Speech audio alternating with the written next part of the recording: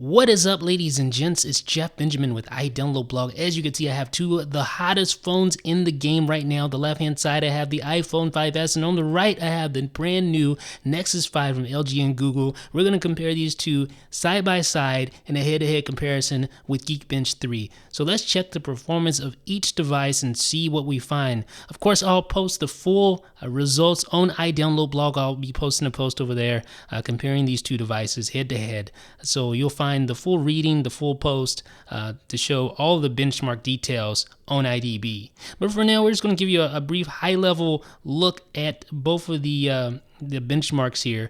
And the iPhone 5S is storming ahead. Of course, I did start it a little bit before, but not by much.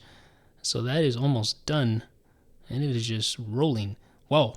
So single core performance 1409, multi-core 2558. That's really good, actually. It's a solid device there. The iPhone 5S is a beast, especially in the single core performance.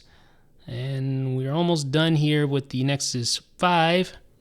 And okay, now the Nexus 5 is completed, and you see the head-to-head scores there for the single core. The iPhone 5S blows it away, single core performance, and the Nexus 5 is a little bit better for multi-core tasks. Now, what does this mean in the real world? Well, that actually means that for just single core tasks like games and stuff like that, the iPhone 5S is still the superior device. If you're running multi-core apps and stuff like that, like for instance, if you're doing multi-threaded tasks like rendering video or stuff like that, then the Nexus 5 will probably be better for you.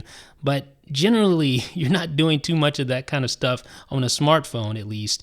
And the iPhone 5S is probably still going to give you the best performance by far in that single core score. Now, you do have more RAM on the Nexus 5, which with 2 gigabytes of RAM versus 1 gigabyte on the iPhone 5S. So that also comes into play. So just as far as like real world usage, you're really going to have to compare the apps head to head if you really want the full details on that. But as we see it right now, the iPhone 5S is still pretty beastly. Let me know what you think in the comments. This is Jeff with iDownload Blog.